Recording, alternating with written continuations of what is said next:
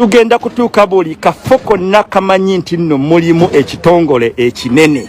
Tubadde ku UN tubalabisizza ebbaluwa tugitaddeyo.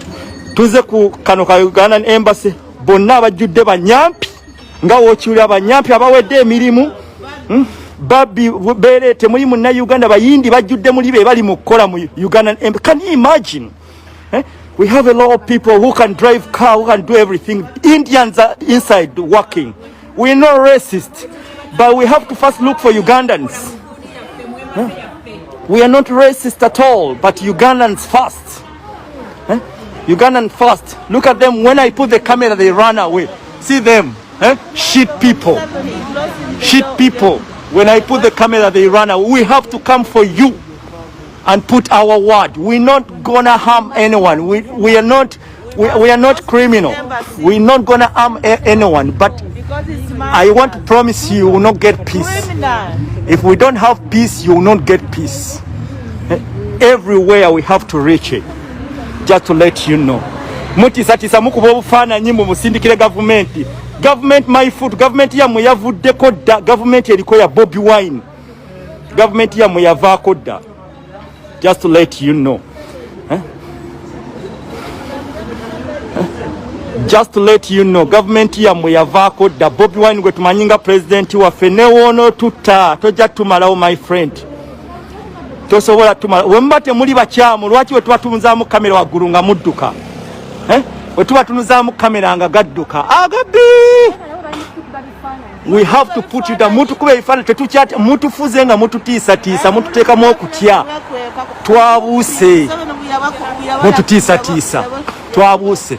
Ate olwaleero tuba promising and tuze tuli calm. Next time we tujja my friend, you will not like it. We promise you. Wemma mumanyi nti muteekamu obutengo tutye. Gwa alaba ali ku Lujuliro TV eno Switzerland in Geneva. Tuva ku UN. Tuva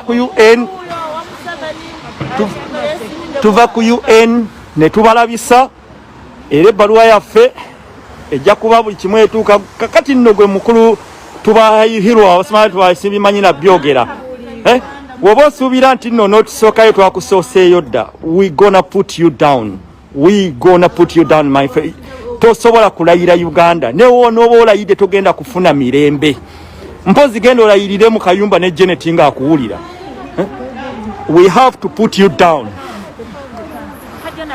We have to put you down. Kino njagala kikubuulira woba osuubidde nti nno n'ofuna emirembe togenda gifuna. Omulungi atulaba ku Lujuliro TV baganda baffe basatu bakkiriza okuyingira ne batwalayo ebbaluwa simanyi bye babagamba bali mu batisa kyannaku nti siyingidde kubanze ndi radical saagala kumanya era bawonye batanyingiza. Kyannaku nti siyingidde because I don't wanna know I'm radical. Omulungi atulaba ku Lujuliro TV tuli ku Uganda Embassy twasoose ku UN tugenda mu bitongole ebirala olwaleero tugenda bakubaloba style.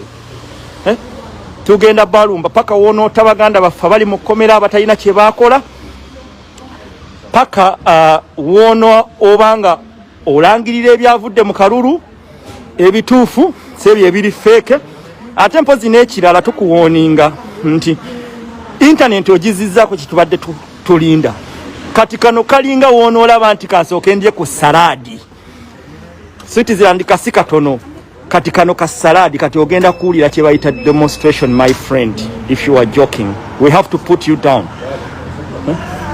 We have to put you down if you are joking. Uganda is bleeding. Barabe, you can't believe the whole embassy is full of Indians working inside. Ugandans don't even have a job. There is some who don't have a job here, but full of Indians, full of Rwandese, full of Burundi. Are the people who working here? You cannot see anyone work here like me, like my sisters here. You can't see them here working here. They can't even organize something like, let me say, something to put us together. If you ask them, ask that one, they'll end up tell you, simayanga order from above, temusobola kukola party. Gali eno gatumanyira bumanyizi. Museveni must go. We have to put you down, my friend. we have to put you down. Omulungi atulawa ku Lujjuliro TV tulinda baganda baffe abanyingidde munda tugende ku bitongole ebirala. Kino nno tekibangawo gweoyinza okulaba nti nno abantu batono naye ekikulu message yaffe eba etambudde ku UN, message yaffe etambudde, embassy etambudde. Simanyi lwaki baluddeyo kati ate ekirala mbagamba tugenda ku bitongole birala ebisingako ne wano watutankudde wane Switzerland buli kitongole weekiri ekinene tugenda balabisa n'abanze kano n'abakumi n'abatano tulina balabisa. You have to go, you have to leave our country. Museveni must go. Museveni bane njagala omuntu omu abeeko obugambo obulungi obuwoomu bwaŋŋamba.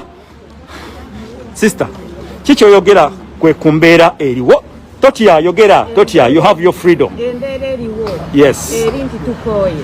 Yes. Embeera eriwo nti twagala change. Embeera eriwo nga tewali kwebuzaabuza nti Bobi Wine yawangudde. Yes. We are demanding for our freedom. Yes. We are demanding for our sisters and brothers who were illegally detained in different for nothing. Yes. Illegal detention centers. Yes. We are demanding for police report for all our sisters and brothers who are innocently killed. Yes. I mean, we are tired. We are all tired. Yes. We need change. Sister kiki oyogera ku baganda baffe betulaba bano baganda baffe abakola ki katugambe kati nga abali wana batalina mirimu naye tugenda utuse ku embassy wano kyakyewunyonyo nti nno embassy ejjudde bayindi bebali mu kukoleramu naye nga baganda tebalina mirimu. Is that fair?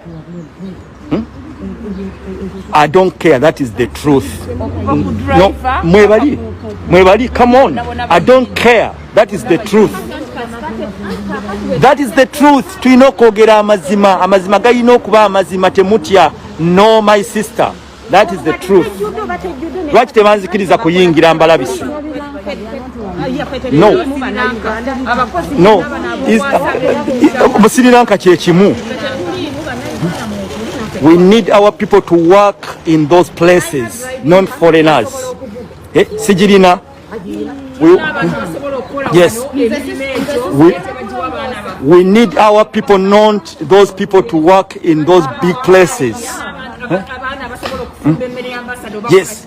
You cannot say Ugandan working in Ugandan embassy. What kind of nonsense is that?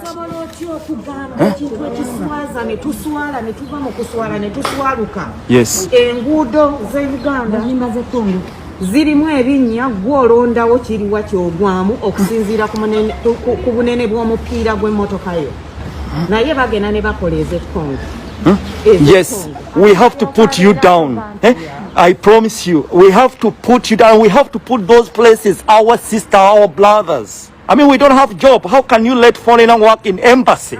Can you imagine the old embassy? What a shame. What a shame. When you go there, you see people who are working on you. All are fucking foreigners. We don't care. Kino kyenjogedde si kya Lujjuliro TV, kino kyangenze nganze lwansonga ennaku ng'omuntu ennaku ennuma ku mutima. Olujjuliro TV munansonyiwa okufulumya ekigambo. My friend, we have to put you down. We have to put you down. Omulungi atulaba ku Lujjuliro TV tugezaako okuba nti nno tulinda baganda baffe naye ate era tulina obbalabisa. Kino kyongezaako bagamba bannange jo nabadde ku live nga mbabuulira ne mbagamba kino kye tukola si kyange si kikyo, kino kya Uganda, ky'abaana baffe. Abaana baffe bagenda otubuuza nti bino byonna byali bya happening nga mwali luddawa. Yes. Yes, muwulirize bannange. Yes. Abantu banyiivu n'abali mu embassy.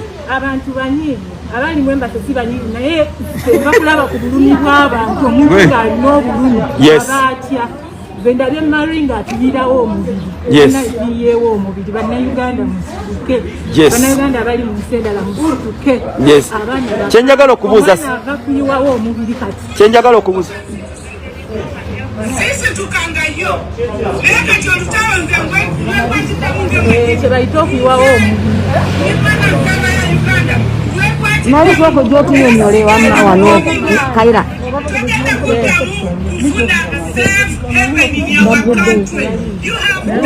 ebyo bibadde mu embassy munda basonga sakkirizibwa kuyingira. Yes. Okay.